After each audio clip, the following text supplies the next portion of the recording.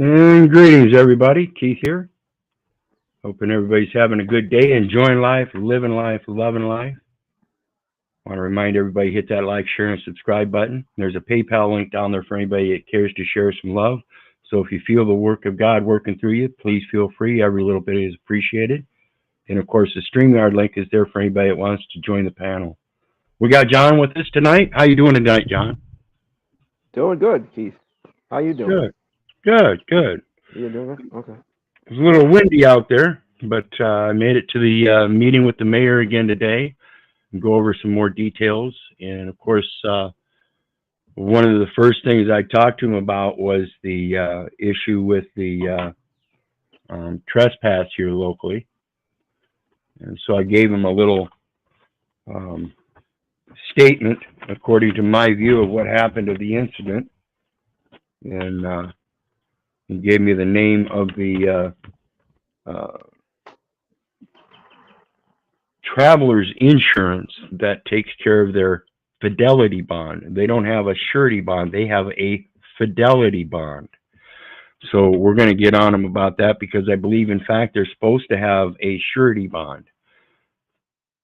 But I'll have to do some more research on that to definitively discern that, because I believe the fidelity bond is just actually a bond with the Postal Service to relieve them of any culpability.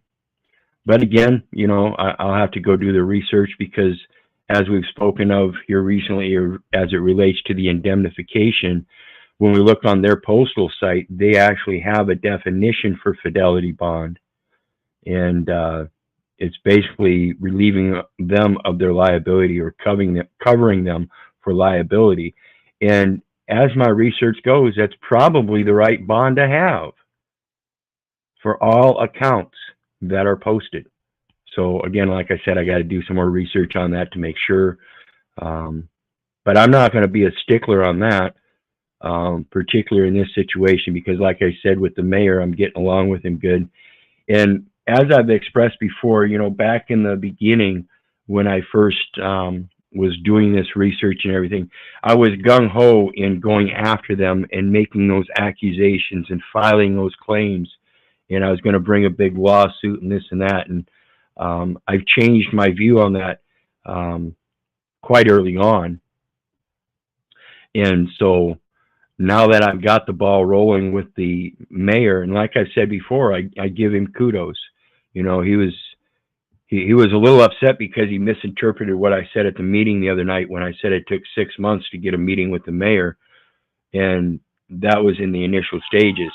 Well, then after that first city council meeting, I got that meeting with the mayor, and he thought I was saying 6 months it took to get that meeting. No, I had been trying to get a meeting with him 6 months prior to that city council meeting. So yeah, again, I give him kudos for acting appropriately and getting that done right away. And then, like I said, I did a video after that and then expressed my gratitude towards being able to have that meeting and let people know that I think he's an upstanding guy that knows what he's doing and knows how this system's supposed to work. So, you know, I give him kudos. I like the way he's doing things. It's just, again, as a principal, he's got other people that are operating under him. And this is that part about the right hand not knowing what the left hand's doing always. So he's got people under him that are doing things that they shouldn't be doing, particularly like Officer Lindemann and Officer Bram. And though that incident went fine for me, and like I said, I still travel back and forth across that parking lot with impunity. And if it ever comes to it, like I said, I'm up for it. Take me to jail.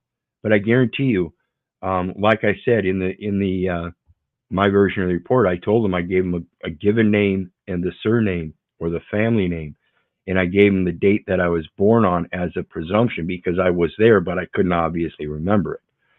So if they take that information that I gave them specifically as a given name and a surname and the born day, and they convert it to a legal name, which is the first and last name, and then attach that birth date to it, what they've done is they've created a false record. because they converted the information and it's no longer true. I didn't give them a legal name, where if that's what they put down, then they converted it, and that's a falsification. So then we went over the context of the speech that I put forth this Monday is regards to communication with the people in the community, and that's being a specific obligation of their engagement with the community is to be able to communicate with them. And if they're going to disengage and not communicate from the people and that use the people as their source or resource of income, then they're using those very people for their private gain without acknowledging them. And that's the misfeasance of trust. So then, along with that script that I presented for the Monday night's meeting, I attached the very codes that I was talking about the other night after the meeting, which was 5 CFR 575.102, where it talks about the competencies, the definition of employee, and the federal government.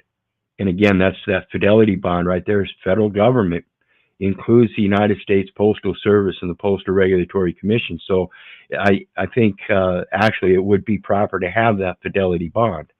So we'll see how that goes. But then also 5 CFR 2635.101, where it talks about the basic obligation of public service. So I'm going to pull that one up again. And John, if you've got anything to say, let me know here real quick before we get into this. Well, bonds are like evidence of what they borrow. Is that accurate, Keith? Correct. Okay. Bonding instrument is evidence of a debt. So it means there was somebody that borrowed and someone that loaned.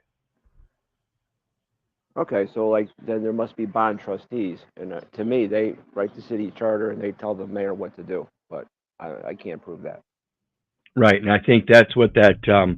See, a municipal publishing company is the one that publishes the municipal codes, and that's an interpretation of the state statutes for use at the local level. Same with the county. The county does the same thing, and when we find that structure is a corporate structure, that trustee is the one we're wanting, and the trustee is generally the one that holds the bond. They're the ones that hold the property, and so that's that traveler's insurance, and that's why they're the ones that are supposed to do that investigation, because they're the trustee with subordinates. See, the one holding the bonds is actually the trustee. The mayor is the executive of that organization that is chartered under that trust. So it's always the bonding agents. This is why I talk about the bail bondsmen, you know, and though I don't talk about them much anymore, I used to mention the fact that if the bail bondsman is the one that's doing all these bonds with the notary, there's something there. They know about those bonds. They have to know what's going on. So I would not recommend dealing with bail bondsmen at all. What you're doing by giving them that information is giving them access to your bond. That's your bond. You're the holder in due course with the ultimate right to perfect that title. They can't perfect it at all. They can't come out and say, well, I can perfect this title because my name is Keith Little. There's evidence that says otherwise. And that's the basic simple thing about what's right and what's wrong. If they're going to use your name, then it's yours.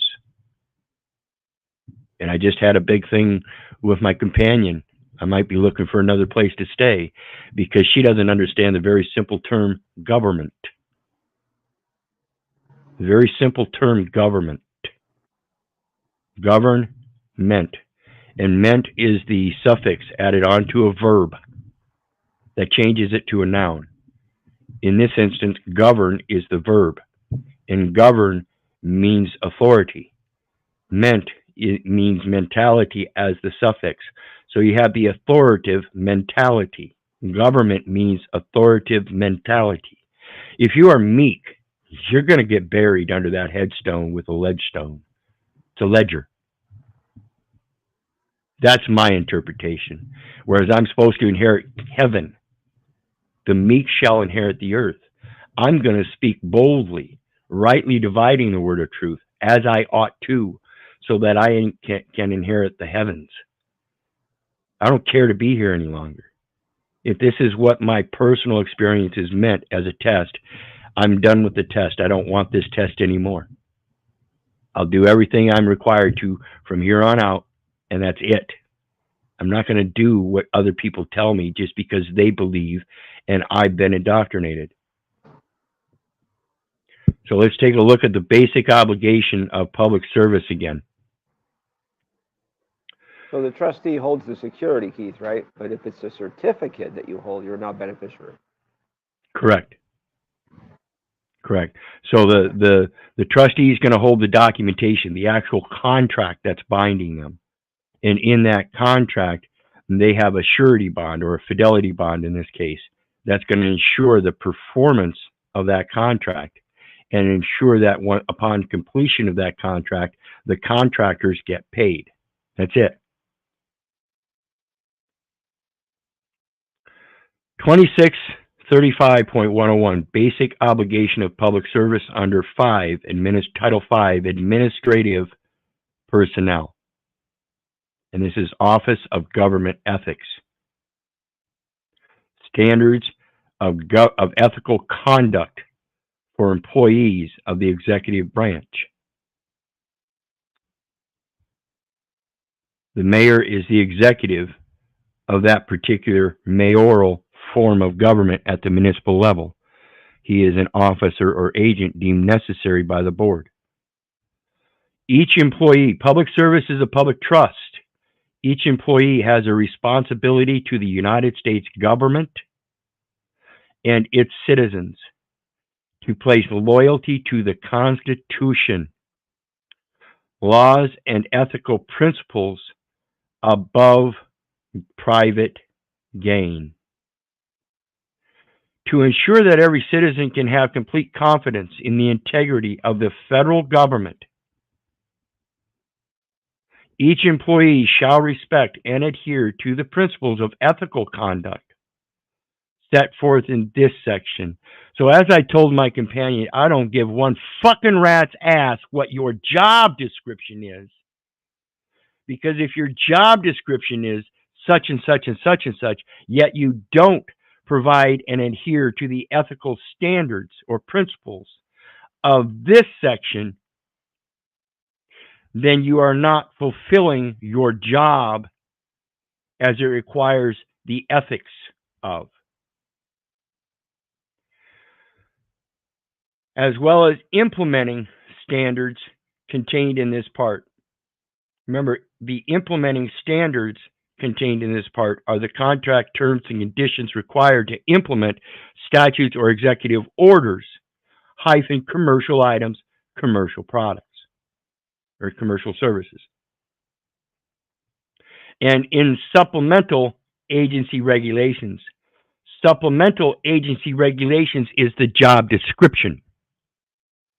The implementing standards are the contract. The ethics rise above both of those.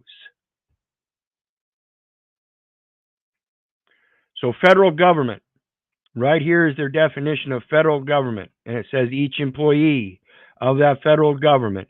So we can comprehend that employee of the federal government, when we see the definition of federal government, means all entities of the government of the United States, including the United States Postal Service and the Postal Regulatory Commission, then that means everyone deemed an employee. Anyone organized under the laws of the United States. So if you go down to McDonald's and you get a job down at McDonald's, you are considered that employee. You are considered that employee. 5 CFR 2635.102, employee means any officer or employee of an agency, including a special government employee. It includes officers but not enlisted members of the uniformed services. It includes employees of a state or local government or other organization who are serving on detail to an agency. That detail is those restaurants, theaters, and other businesses conducting themselves in the United States government entities of the federal government in all things that they post to their accountings of their daily events as they run the course of commerce, trade, and business, performing the functions of public office. Pursuant to 5 U.S.C. 3371 at sequential, and for purposes other than subparts B and C of this part, it does not include the vice president or vice president. So it includes everybody else.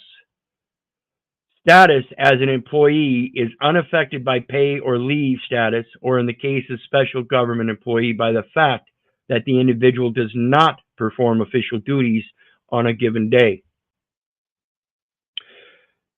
And this is all repetitive. Why they did this, again, like I pointed out yesterday in the vital statistics thing, they couldn't even spell health, and it went through all these agencies rereading it and make sure it's accurate and fine-tuned and everything, and they can't spell. And here we have another thing where means any officer, employee, da-da-da. This is all verbatim the same thing as this here.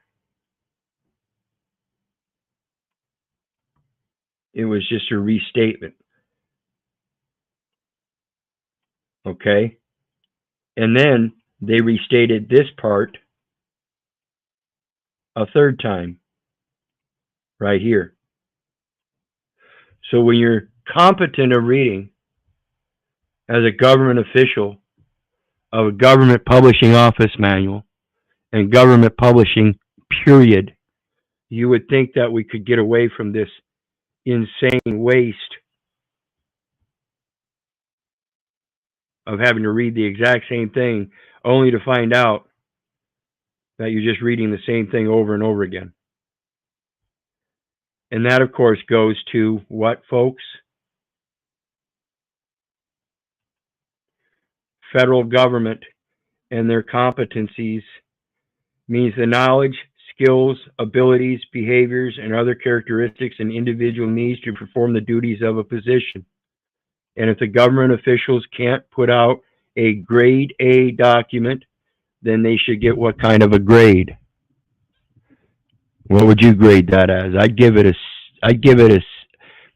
I'd have to give it at least a C or a D, because an A or B student would have at least recognized the redundancy. So let's go back to the ethics. It says B, general principles, and stop me anytime, John. The following general principles apply to every employee. There's no inclusions or exclusions. That's ambiguously means every employee across the board. You're going to McDonald's to get a job application so you can get a job to become an employee at McDonald's, performing the functions that you're required to perform for that job in public, officially, because you gave them an official document saying so, and gave them an official name and number of a United States business. May form the basis for the standards contained in this part. Where a situation is not covered by the standards set forth in this part, employees shall apply the principles set forth in this section in determining whether their conduct is proper. Shall apply to the principles set forth in this section in determining whether their conduct is proper.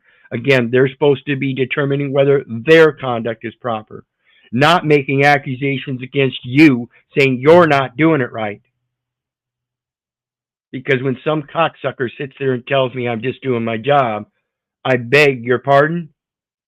Your job has more details than just my actions. It has to do with your actions. And when you tell me you're just doing your job, it tells me you don't know the first thing about this part here. Applying principles set forth in this section, which are ethical principles, that if you're just doing your job and you can't find an answer, you have a duty to research it and find that answer. Not just say, well, I'm just doing my job, you have to talk to my boss. There's been an established line of communication where we're supposed to be able to resolve situations with certain members. So when we call the clerk because we have an issue with the clerk or details having to do with the clerk's job, such as who is holding the bond, that's a clerk issue, then we should be able to talk to the clerk and not have the clerk tell us, well, I'm just doing my job. You'll have to talk to my boss. I already spoke to your boss. He told me to talk to you.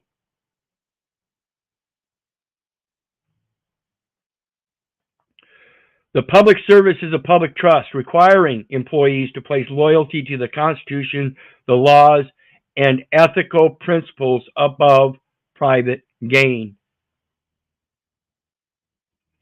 This is the last thing they're concerned about. They are not concerned about ethical principles. The first thing they're concerned about is that paycheck, and that means they don't give a shit about the ethical principles, the laws, and the Constitution. If they're willing to violate your rights to get that paycheck, they're willing to violate your rights and profess that they're enforcing the law, but they're not going to argue it alongside the road. You'll have to talk to the judge. He knows the law. Then why are you alongside the road pulling people over and throwing them in jail when you don't know the law? That seems to go against the ethical principles of knowing and diligent care of your position as an obligated party to myself, the one you're obligated to. Employees shall not hold financial interests that conflict with the conscientious performance of duties.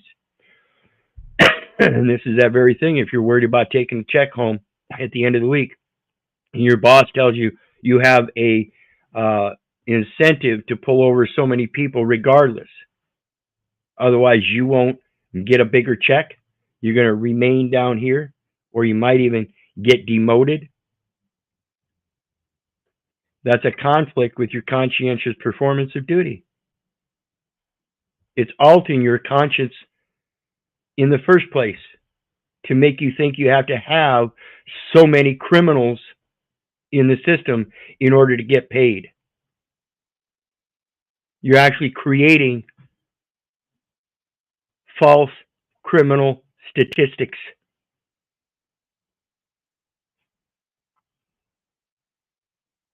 And that's not just the employees. Again, I urge everybody to learn this stuff. Because if you keep calling yourself a United States citizen, you're causing the false statistics as well, across the board.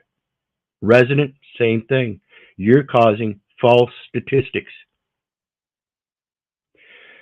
3, employees shall not engage in financial transactions using non-public government information or allow the improper use of such information to further any private interest. So when the nice policy officer comes over and asks me for my name, and I give him the given name and the surname and a born date, and he writes it down as the legal name and the birth date and says that I've been trespassed, I know he's lying, and I will keep continuing to go across that parking lot from point A to point B, most expedient path, most direct path, without stopping, without interfering with anybody else, with impunity.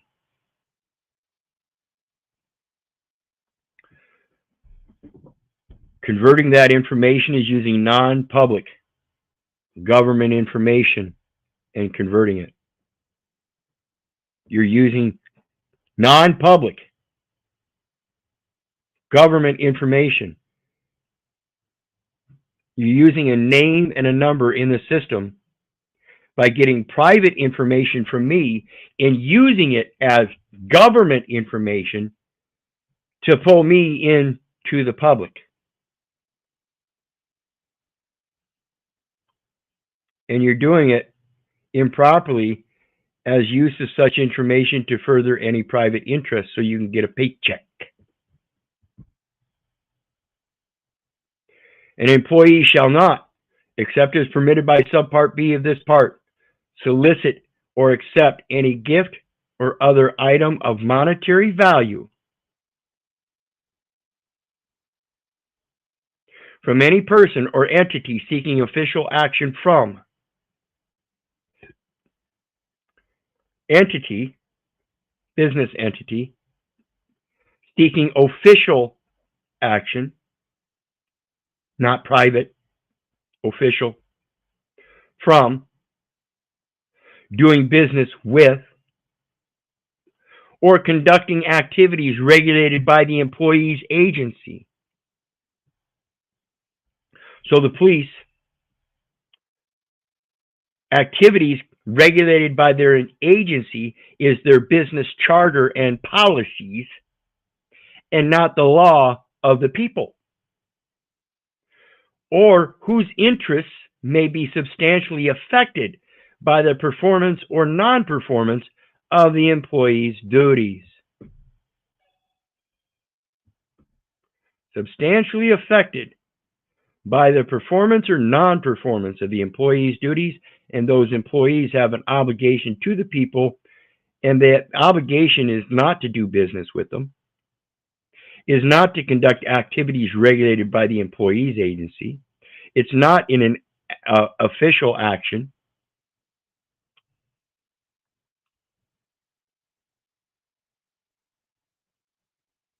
If you're interacting with private individuals, you cannot be using this to affect their lives by the performance or non-performance of your duties. Your duties as obligated parties of a public service, which is public trust, are obligated to the beneficiaries or benefactors, as I like to call us. 5, employees. Go ahead. That's one job of the judge: protect beneficiaries. Yep. But you got to tell them that you're, a beneficiary of the public trust. Bring in your social security card, blow it up, show it to them. Done deal. Yeah, I don't even, I gave him, in today's meeting with the mayor, I told you I handed over a statement of separation, and that's a clarification that I won't use the social security number anymore. I understand why it's used. I can't use it anymore. If I'm going to use it, it's going to be as an indemnification, as evidence. That's it. So number 5, it says, employees shall put forth honest effort in the performance of their duties. And when you get right up in my face and try your intimidation tactics, get 6 inches away from me, get right up in my face. That's not performance of your duties. That's intimidation tactics, and I don't fucking like it.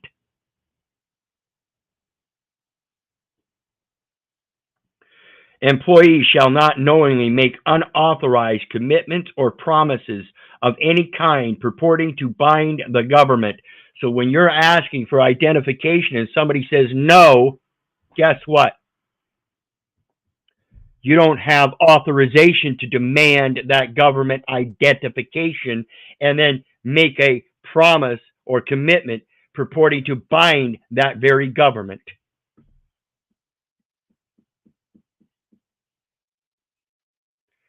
Seven, employees shall not use public office for private gain. Yet that's the only thing they use it for. I'm going to go get a job because I need to pay for the bills. That's private gain.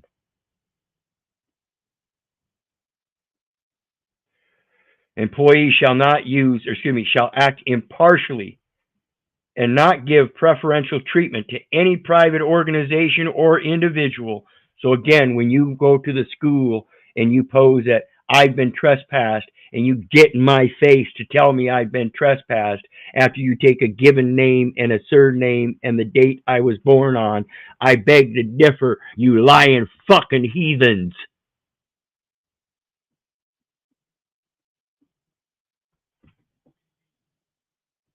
You show your impartiality, because I know you didn't go up to that school secretary and get in her face. 9, employees shall protect and conserve federal property and shall not use it for other than authorized activities. So let me ask you, on the premise that if that church over here, that Waterloo Community School, that Baptist church, has a contract with the government of the United States. Isn't that federal property? Federal government means all entities of the government of the United States, including the United States Postal Service and Postal Regulatory Commission. For all of those businesses, they're running as American or United States businesses, as United States citizens, including those churches and schools under 501c3 saying they're non-profit. They're still running a business. Sounds like federal property to me.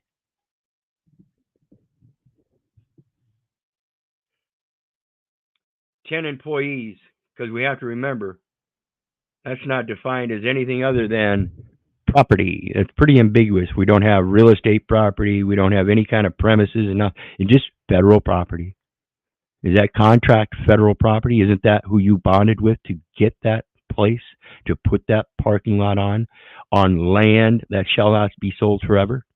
For it is his, and we are strangers and sojourners with him. How much of this planet are you going to plant concrete on top of and then say, well, you got to go around? You're going to tell God he's got to go around? Or are you going to just wait till the next tornado comes by and rips up that building in that parking lot? Or are you going to one day finally concede as a Baptist fucking church and a Waterloo Christian fucking school that you don't live in fear of such things, and you're not going to placate that the image and likeness of another man is something to be feared, and you're going to tell him to get off of that parking lot, that you own it? When are you going to wake up? Look what happened to them when they tried to pave a road over Bugs Bunny's house. That's a lesson to us. Absolutely. We should pay attention to some of that stuff, you know? That's why I pointed out Schoolhouse Rock. I'm just a bill. We have to start paying attention. It tells us things. 10.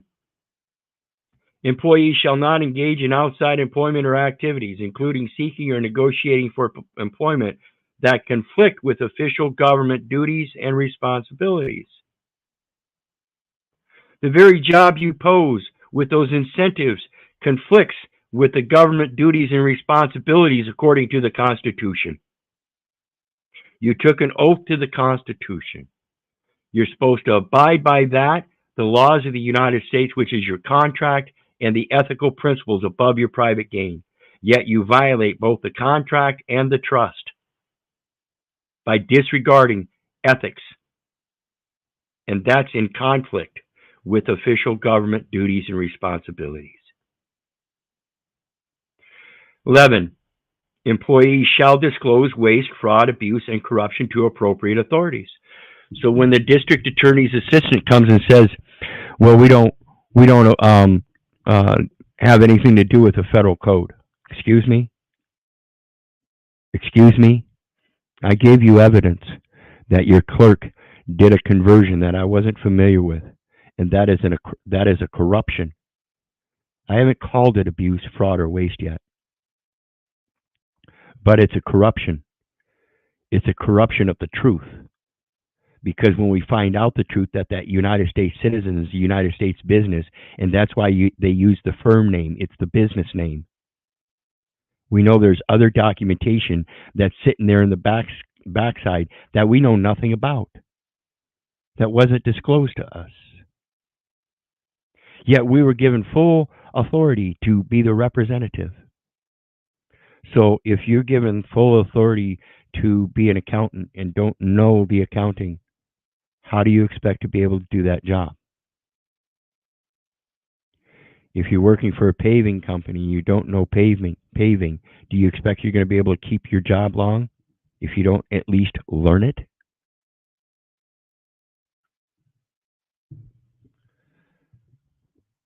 And 12, employees shall satisfy in good faith their obligations as citizens, including all just financial obligations. Just financial being financed to settle, to put an end to. So just settlement obligations. They're obligated to settle. They're not obligated to keep the insanity going, but yet that's what they do. They will ignore and put the blame on you, have you arrested, and that is not just settlement obligations. I'm trying to settle it and you won't deal with me. I am the settler. You have an obligation, especially those such as federal, state, or local taxes that are imposed by law. Imposed. So if you're a natural creature and you already are of the law, and the law that they prescribe is an imposition, a disposition, a deposition. It's a taking away of your natural position. Then what does that tell you?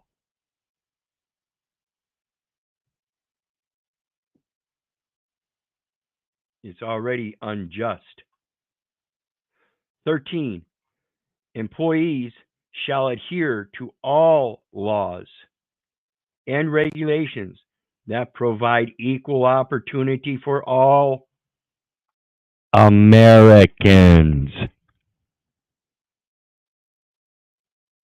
Not United States citizens. Americans. Let me read this one more time. Employees shall adhere to all laws and regulations that provide equal opportunity for all Americans,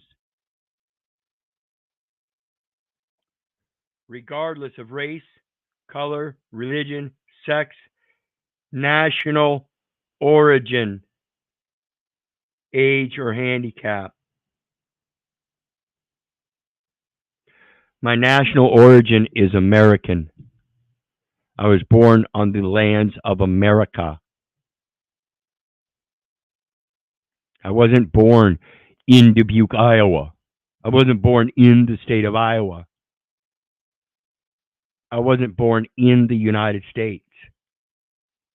Again, remember, if you think you were born in the United States and you come to find out that the United States is located in Washington, D.C., and you're claiming you were born down on the peninsula of Florida, but that was the United States, and therefore you're born in the United States, then you're obviously lost in the sauce, baby, because if you don't understand the very simple definitions that we've been going over,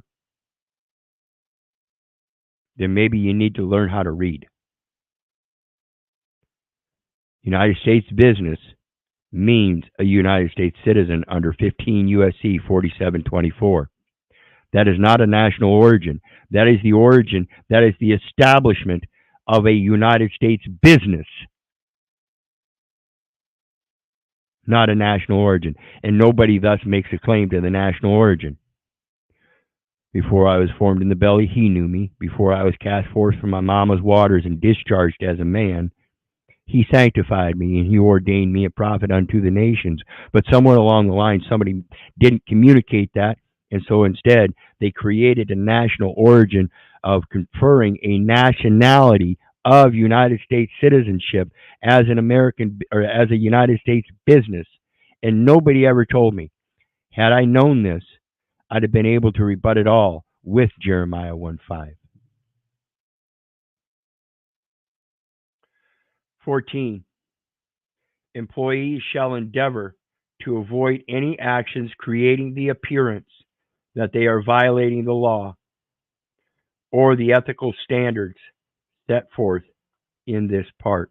And if they don't know this, then they will create the appearance that they are violating the law.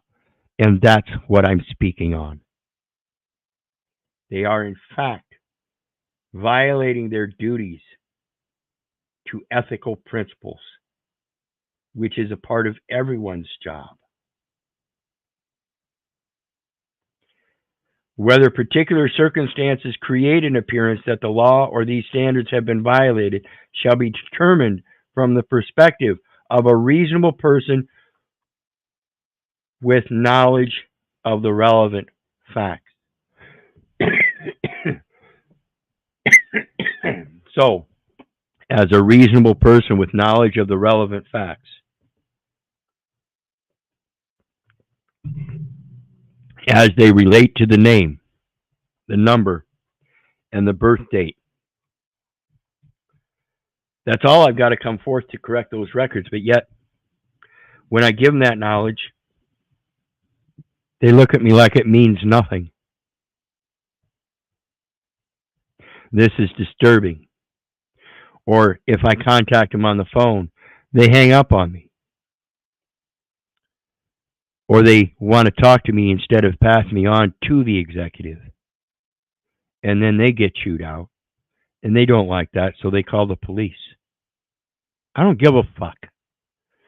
I no longer give a fuck. In case the world doesn't understand, listen up again. Though I seem to be getting better with this lung cancer, I do have lung cancer. I don't know how much longer I've got left to live, and I'm not going to lay down.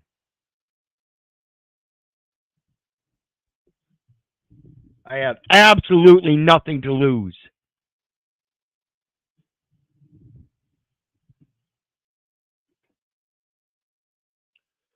Related statutes. In addition to the standards of ethical conduct set forth in this part, there are conflict of interest statutes that prohibit certain conduct.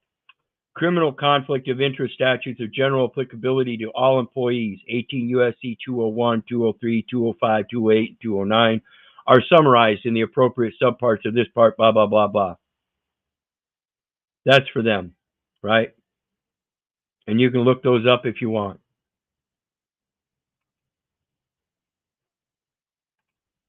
Welcome back, John. But in the meantime, how about earlier in the show, we were talking about false personation. Yep. I think that's in 18 U.S.C. too, Keith. 912. Yeah, let's take a look at those.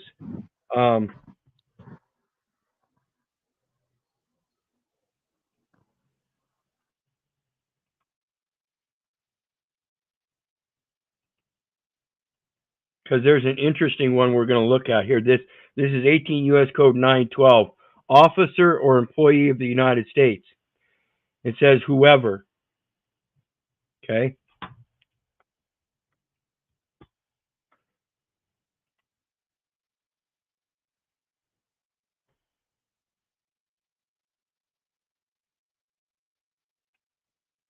This is 1 U.S.C. 1. Remember we talked about 1 U.S.C. 1, words denoting number, gender, and so forth.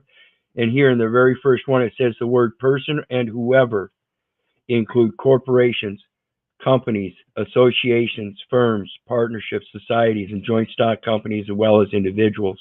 That means this individual is in a like category with companies, societies, partnerships, firms, corporations, companies, associations that include contracts. They're contractual, okay? So the person and whoever, the words person and whoever are contractual as it relates to those types of things. So we go back to 18 U.S.C. 912. It says whoever falsely assumes or pretends to be an officer or employee acting under the authority of the United States or any department, agency, or officer thereof, and acts as such or in such pretended character demands or obtains any money, paper, document, or thing of value shall be fined under this title or imprisoned not more than 3 years or both. Okay? That's a 3-year sentence just for asking me for ID.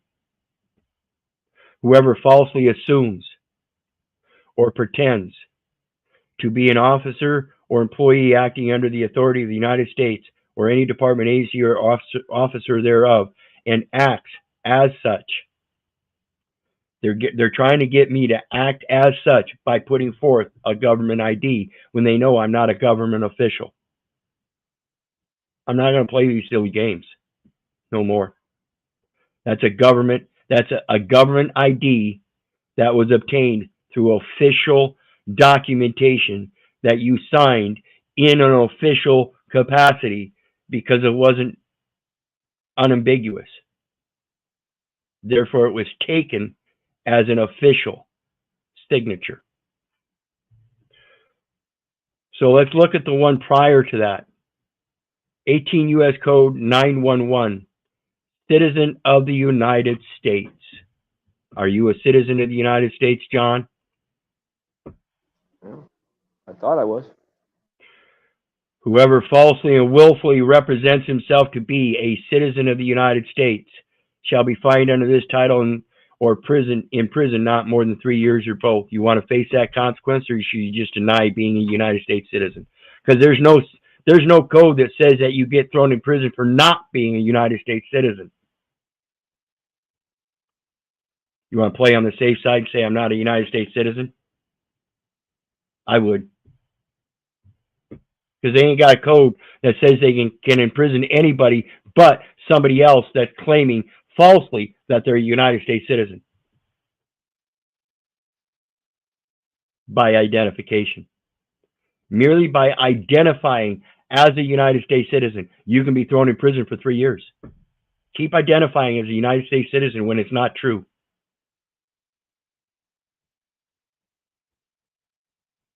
Yeah, and on the passport applications, they ask if your parents were. Yeah, I don't know. I don't think so. I mean, he spent a lot of money on alcohol and booze. I don't know if he could run a business. Now, my adoptive parents, they worked for the government. They had a contract. So, yeah, they had to pay taxes. So, yeah, I was induced into that contract situation like that. When they adopted me at 10 years of age, go get a paper out. Yeah, I was indoctrinated into contracting as a 10-year-old boy. Imagine that. So let's take a look at the previous one.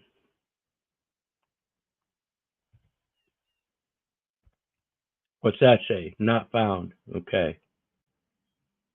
So let's take a look at 18 U.S.C. 7, which is a special maritime and territorial jurisdiction of the United States. The term special maritime and territorial jurisdiction of the United States is used in this title includes the high seas. Any other waters within the admiralty and maritime jurisdiction of the United States and out of the jurisdiction of any particular state, and any vessel belonging in whole or in part to the states or any citizen thereof, or to any corporation created by or under the laws of the United States or any state, territory, district, or possession thereof, when such vessel is within the admiralty and maritime jurisdiction of the United States and out of the jurisdiction of any particular state.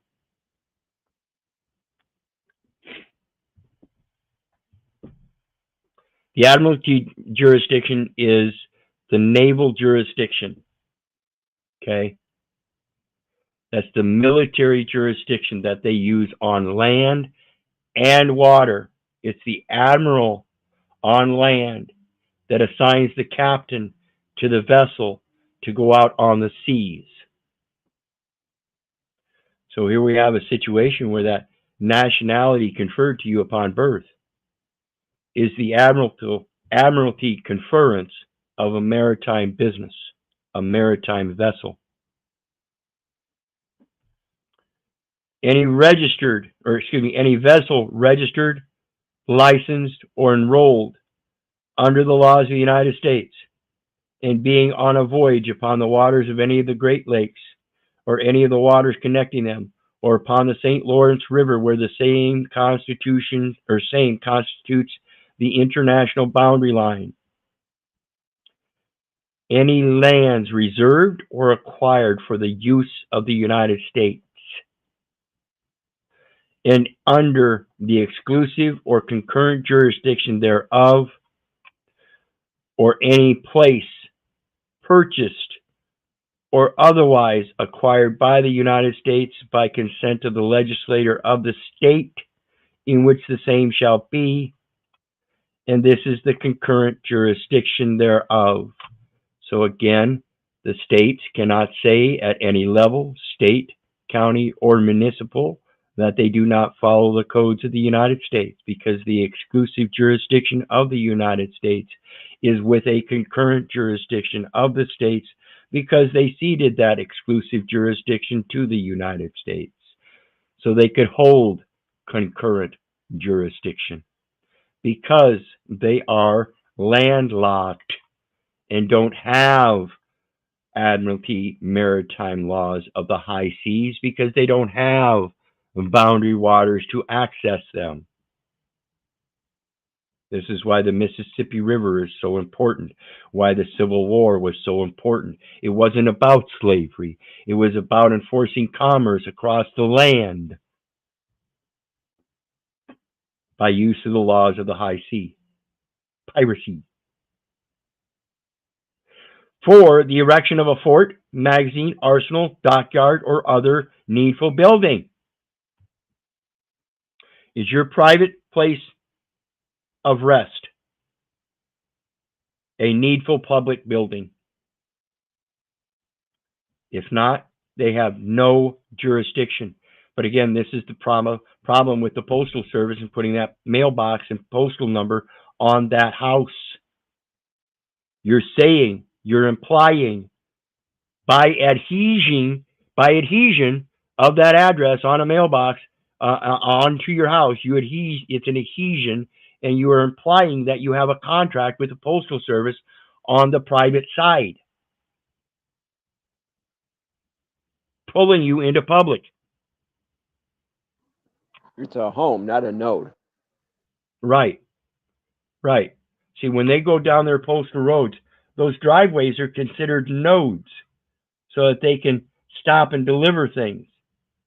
You've got to reassert that. That's not a node for your public pathway. That is my private property. The next one says, any island, rock, or key containing deposits of guano. That's a prerequisite. So what are these claims on all these other islands, rocks, and keys that don't have deposits of guano? Or do they all have deposits of guano? I don't know. Any aircraft, I'm just asking questions, and because of the verbiage, because this says there's a prerequisite or key containing deposits of guano. That's a prerequisite. If there's no deposits of guano, then this claim doesn't exist on those islands, rocks, or keys. Any aircraft belonging in whole or in part to the United States or any citizen thereof. So any aircraft belonging in whole or in part to the United States or any business thereof, or to any corporation created by or under the laws of the United States or any state, territory, district, or possession thereof, while such aircraft is in flight over the high seas and over any other waters within the Admiralty maritime jurisdiction. That doesn't cover flights over the land. Oops.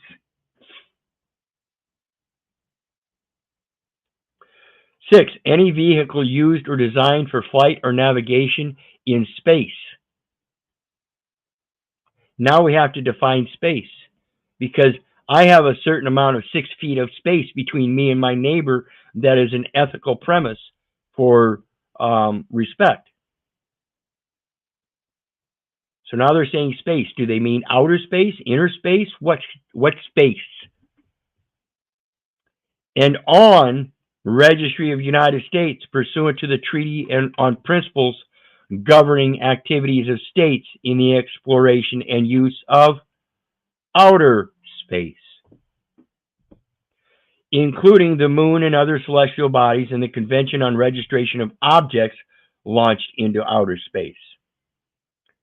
While that vehicle is in flight, which is from the moment when all external doors are closed on Earth following embarkation until the moment when such door is opened on Earth for disembarkation, or in the case of a forced landing, until the component authorities take over the responsibility for the vehicle and for persons and property aboard. 7, any place outside the jurisdiction of any nation. Notice that's lowercase. With respect to an offense by or against a national of the United States. So keep claiming that national of the United States. you're subject to this special maritime jurisdiction, impliedly. To the extent permitted by international law, any foreign vessel during a voyage having a scheduled departure from or arrival in the United States, as used in this title in a territorial sense, includes all places and waters, continental or insular, subject to the jurisdiction of the United States, except the Canal Zone. So that means all the states, too. As they define states. Right. And that's a foreign vessel, not a foreign ship. It could be a car on land. It's not saying on water or on land. It's not saying a vessel in the air, on water or land. It's saying a foreign vessel during a voyage having a scheduled departure from or arrival in the United States. If I was born in the state and they gave them records to the United States, was that an entrance into the United States? There was already an arrival of data elements, private data elements that they're using as government information. That's the conversion. It was never meant, Mom never meant that information to be converted to government information. She thought she was giving private information out for a benefit. Now everything's being made public. You get pulled over alongside that road, you use that name and number for as you were told it was a benefit, and you get everything's put in public. How much do you make? Where do you work? They'll even call your tax papers out. You keep paying taxes. I ain't paid taxes in 20 years, folks.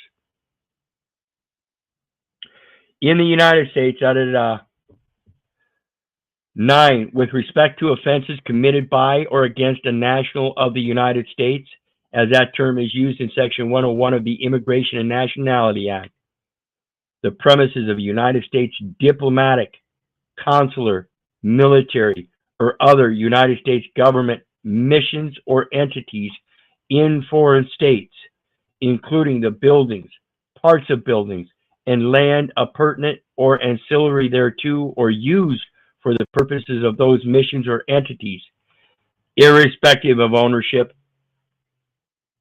This is that church across the way. They have no diplomatic, consular, or military ethics. They live in fear, despite the scriptures that they push. Residences in foreign states and the land appurtenant or ancillary thereto, irrespective of ownership, used for purposes of those missions or entities, or used by United States personnel assigned to those missions or entities.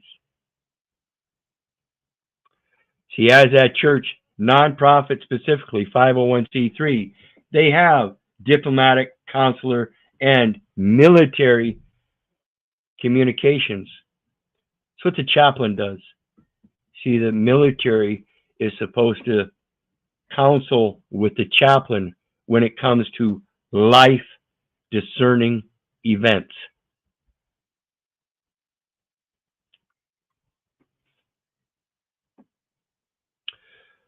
Nothing in this paragraph shall be deemed to supersede any treaty or international agreement with which this paragraph conflicts.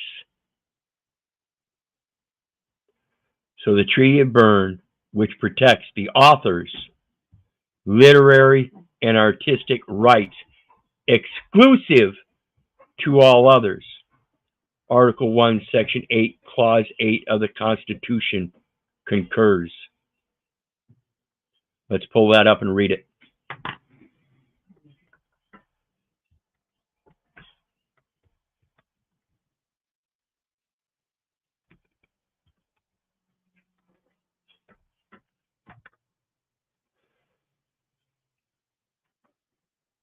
Article 1, Section 8, Clause 8.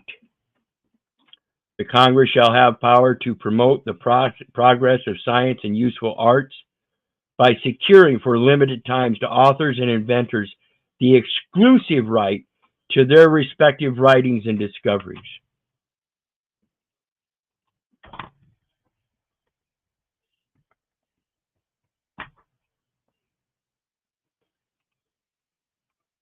as it goes to LLI-WEX.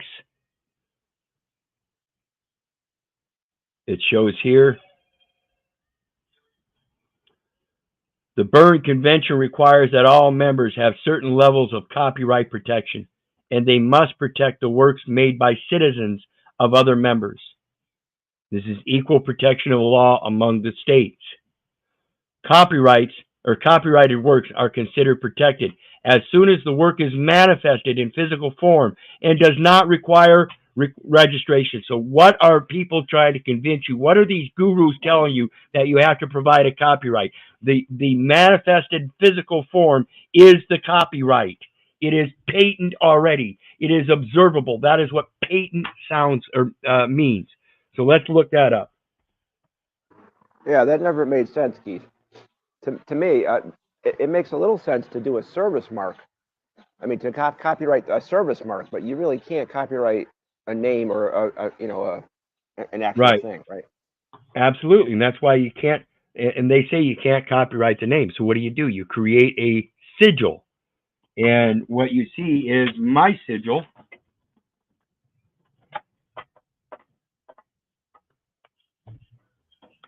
In case people didn't know, the service mark is like the McDonald's sign. Correct, a sigil. Yeah. Same thing. They just call it something different. So let me pull up here. See the sigil on my back screen? That's my sigil.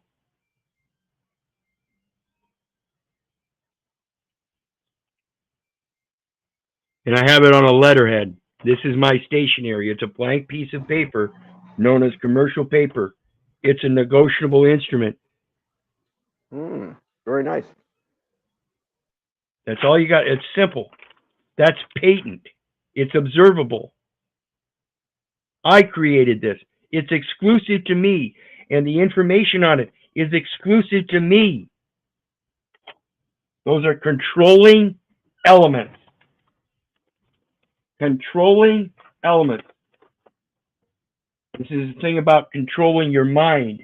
You have to govern your mentality.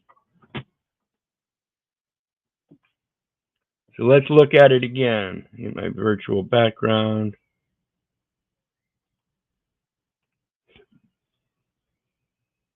Go back to this. And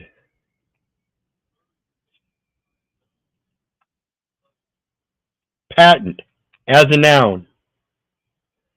Here it says open letter as a 14th century or official document from some authority granting permission to do something. A license granting an office, right, title, etc. Literally, open letter from Old French patente, open, open, lying open, lie open, be open, to spread. See what else? Patent as a verb. To obtain right to land. Leviticus 25, verse 23 and 24. The land shall not be sold forever, for it is mine, and ye are strangers and sojourners with me in all of the lands of your possession. Ye shall grant a redemption. And it says by securing letters patent. From patent as a noun. The meaning, obtain a copyright to an invention. Again, if it's already patent, all you have to do is explain it. You created it, it's patent, it's observable, it is already copywritten. You just have to make a copy of a document explaining it. On that document, you might want to create a logo, a sigil, a brand, a mark. Obtain exclusive right or monopoly. This is the thing about the copyright. When you create something and you want to let the world know who it belongs to, you create a symbol, a logo, a mark, a brand. This is why Prince created his sigil. He was tired of the corporatocracy taking all of his profits. So he explicitly removed those works from their hands patently by creating a copyright. 1789. Important date, huh? Judiciary Act. A privilege granted by the Crown via letters patent. A privilege granted by the Crown via letters patent. Judiciary Act. It's patent. You can read it today. It's still there. It's their work. Patent as an adjective. So we have a noun, a verb, and now an adjective. Patent is all three. Late 14th century, granting a right, privilege, or power. Literally open letter. See patent as a noun from Old French.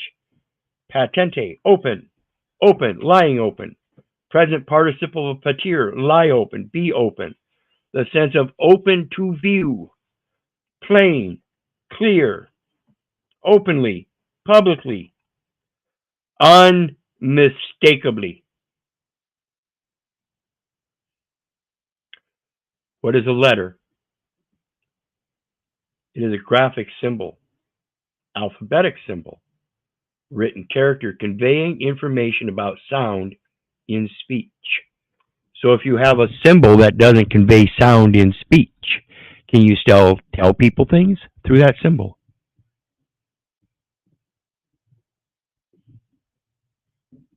Likely not. They have to come to you to ask what you mean. Again, why Prince created his symbol. Anybody that wanted to know his works, they had to go to him.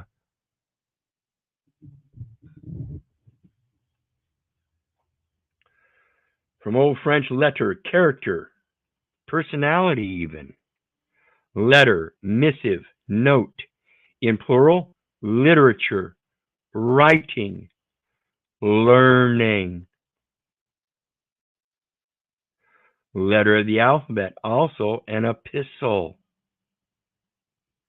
Writing, document, literature, great books, science, learning. A word of uncertain origin. According to Watkins, perhaps via Etruscan from Greek diphthera, tablet.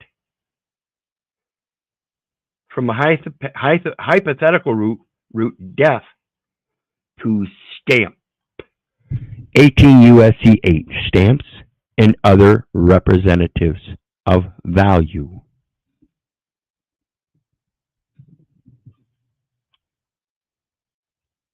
I think it's pretty clear that if you start doing your research and learn the language, I urge everybody, you got to learn the language before you can do the research. I got all kinds of people out there professing they're doing the research and they're coming back with this, this, and this, and they're still babbling, showing that they evidently don't understand English. They don't comprehend that it's a lingua franca and that you have to do some research into its origins to find out whether that definition actually applies, or that word actually applies to you through its definitions and synonyms. Is there a better term that you can use that would alter its interpretation slightly or grandly enough to make sure that they're not confusing or commingling so that it is unmistakable? And with that, we come to the end. I think I'm going to come back later with the points of law on the restatement of separation, so we can get into the discussion about public records and who's responsible on them according to those codes.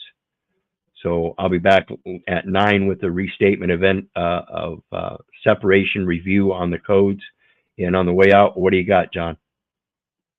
Not much, really. I was just glad to share the 18 U.S.C., false personation. It's right there, black and white. Yeah, and there's a lot of codes in there that you could look up and see that many of them apply. Like it mentioned there, there's several 18 USC 201, 203, 205, and various others.